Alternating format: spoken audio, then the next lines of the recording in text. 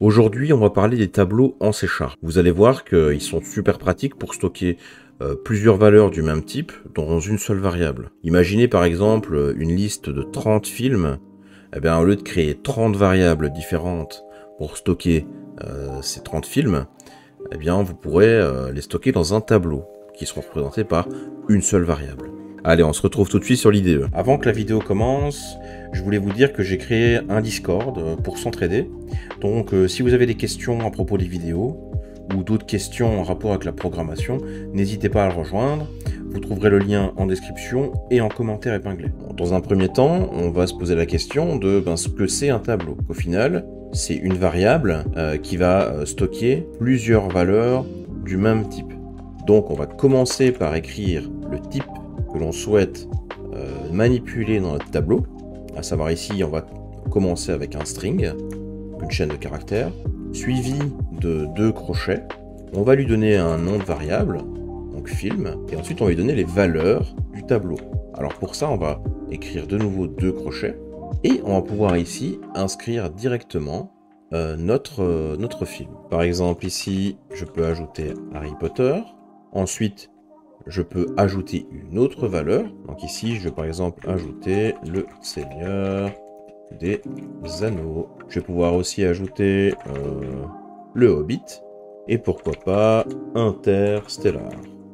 Alors maintenant, comment faire pour accéder à ces données-là? Concrètement, ici, si j'essaie d'afficher la donnée en faisant un console.writeLine et en mettant film, et que je lance, on va voir ce qui va se passer. Voilà, ici la sortie de la console me donne simplement system.string en mettant ici les 2 crochets. Donc en gros, il m'indique au final son type. Donc, effectivement, on ne peut pas afficher les valeurs qui sont ici, simplement en essayant d'afficher la variable en elle-même. Il faut aller spécifiquement cibler cette valeur, ou cette valeur, ou cette valeur, ou cette valeur. Et donc pour ça, on va se servir des index.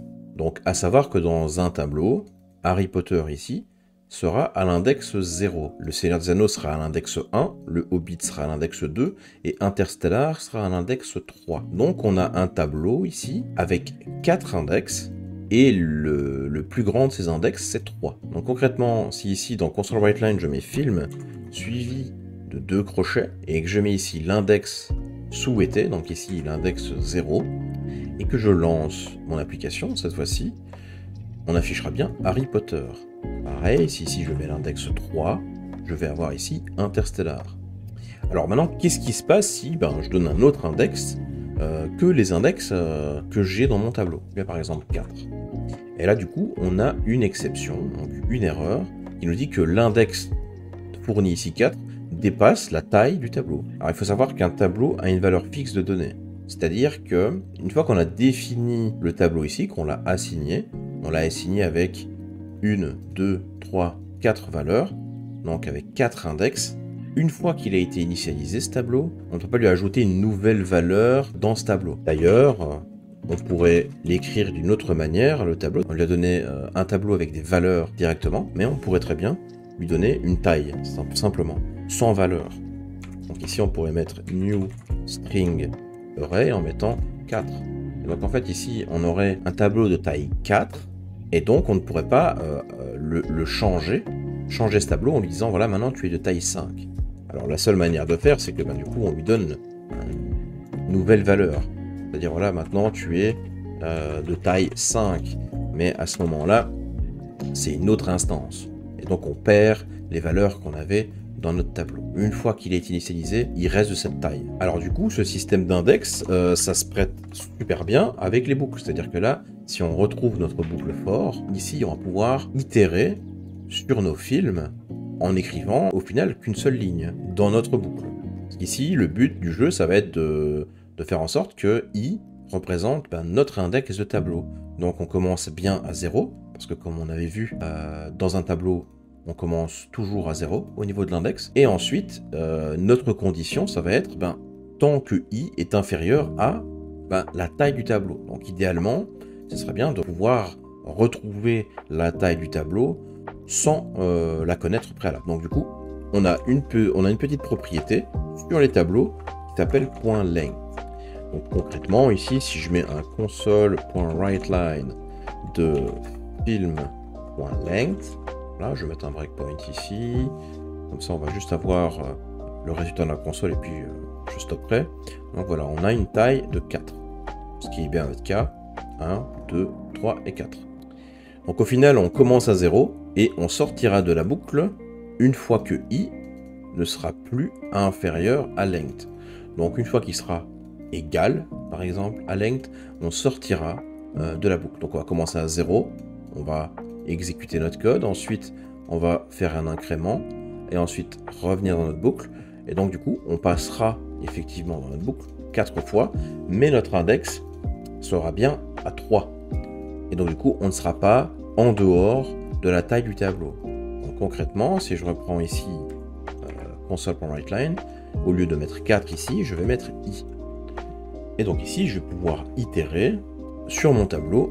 Et donc on a bien Harry Potter, le Seigneur des Anneaux, le Hobbit, Interstellar. Alors à savoir qu'ici, on pourrait aussi les trier par ordre alphabétique, par exemple, en faisant un array.sort et en mettant ici film. Et donc maintenant, ils seront plus au même index. Si je fais ça, maintenant on a Harry Potter, ensuite on a Interstellar, ensuite le Hobbit et ensuite le Seigneur des Anneaux.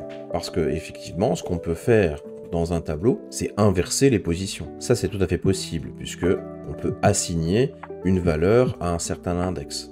Typiquement, je pourrais faire film valeur 0 égale, et ici, je peux lui assigner un nouveau film. Par exemple, le Roi Lion. Et donc, du coup, si maintenant je lance mon application, on aura le Roi Lion, le Seigneur des Anneaux, le Hobbit et Interstellar.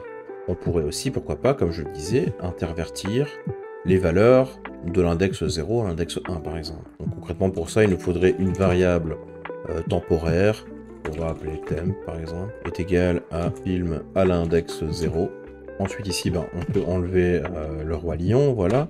Et donc étant donné qu'on a retenu l'index 0 du tableau dans une variable temporaire, on va pouvoir dire que film à l'index 0 est égal à film à l'index 1 par exemple. Et ensuite, on pourra dire que film à l'index 1 est égal à la valeur temporaire. Et donc là, on a fait un swap de valeurs. Donc si maintenant je lance mon appli, on va avoir le Seigneur des Anneaux en index 0 et Harry Potter à l'index 1. D'ailleurs, c'est plus ou moins comme ça que le array.sort fonctionne avec un algorithme de triabule qui fait en fait remonter les valeurs par ordre alphabétique. Vous voyez que mon IDE souligne en vert ici, c'est parce qu'il y a une autre manière plus élégante d'écrire ce swap de valeurs. Donc on peut le faire via déconstruction. En fait, on dit simplement que film 0 et film 1 sont maintenant égales à film 1 et film 0. Donc c'est un peu plus clair à l'écriture. Alors maintenant qu'on a vu qu'on pouvait assigner comme ça des valeurs, on peut par exemple demander à l'utilisateur d'écrire des films qu'il aime et on va les stocker nous dans un tableau. Donc au final pour ça on va enlever nos films, on va remplacer ici string par var parce que là on va définir un tableau avec une taille fixe par exemple de 4 éléments. Donc on va demander en fait à notre utilisateur de rentrer 4 films qu'il aime. Et en fait, notre boucle ici va rester la même et on va lui dire en fait film i est égal à console.readline. Comme ça en fait, à chaque itération de boucle, donc il va essayer de parcourir notre tableau. Notre tableau a une longueur de 4. À chaque index, du coup, la valeur est vide et donc on va la remplir en demandant à l'utilisateur d'écrire un de ces films. Donc du coup, on va ici faire un console.writeLine et donc si on lance ceci, donc on me demande d'entrer mes 4 films préférés. Et voilà, donc là le programme s'arrête. Donc ensuite on va faire un console.writeLine. On va mettre ici des petits pointillés pour créer une séparation. Ici on va réécrire une boucle for. Et là on va afficher ses choix. Donc console.writeLine. Et donc là on va afficher ses choix précédés d'un 1, 2, 3, 4. Donc ici, on va faire une interpolation de chaîne de caractères. Ici, on va mettre i plus 1, point, et ensuite la valeur. Pourquoi i plus 1? C'est parce que i vaut 0, puisque index, on a vu que les index commençaient à 0. Donc, dans un affichage comme ça d'une liste, on commence jamais à 0, on commence à 1. Et donc, du coup, c'est pour ça que je fais un i plus 1 pour l'affichage. Et ensuite, ici, dans notre interpolation de chaîne, on va pouvoir mettre film à l'index i. Entrez votre 4 films préférés.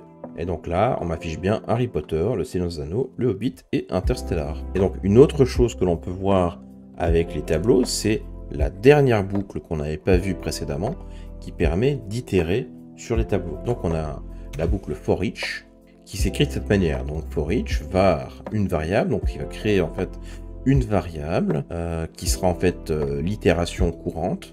Et donc on va pouvoir mettre ici film directement.